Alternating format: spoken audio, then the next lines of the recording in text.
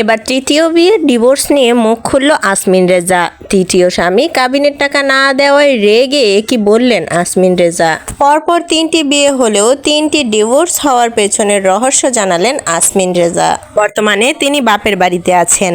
তৃতীয় স্বামীর সাথে ডিভোর্স হয়েছে, মূলত তার 11 মাসের একটি বাচ্চা ছিল, সেই বাচ্চা সহই তাদের ডিভোর্স হয়ে যায়।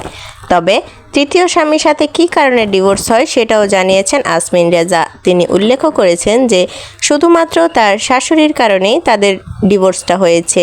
মূলত তাদের সংসার ভাঙার মূল কারণ হিসেবে দায়ী করেছেন তার শাশুড়িকে আসমিন রেজা।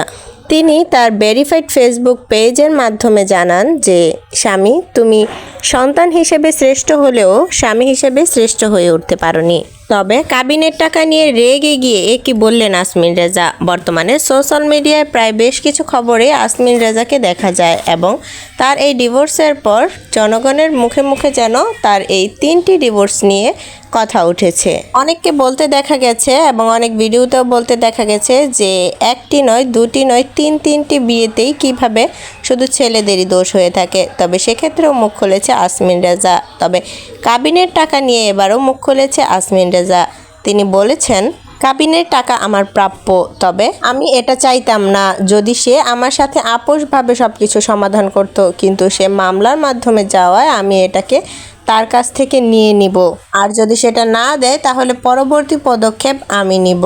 তবে তার তৃতীয় স্বামীর সাথে ডিভোর্স হওয়ার পর তার তৃতীয় স্বামী কাবিনের টাকা দিতে একটু মতিগতি করায় আসমিন রেজা রেগে গিয়ে একথা বলেন। তবে জানা গেছে যে তৃতীয় স্বামীর সাথে ভালোবেসে 3 বছরের সম্পর্কর পর তাদের বিয়ে হয়েছিল এবং 3 বছরের রিলেশন লাইফের পর তাদের মাত্র 2 বছরেই সংসারটা ভেঙে যায়। তবে প্রথম স্বামী এবং দ্বিতীয় স্বামীর কাছ থেকে কাবিনের টাকা নিয়েছে কিনা সেটা এখনও ক্লিয়ার করেননি আসমিন রেজা।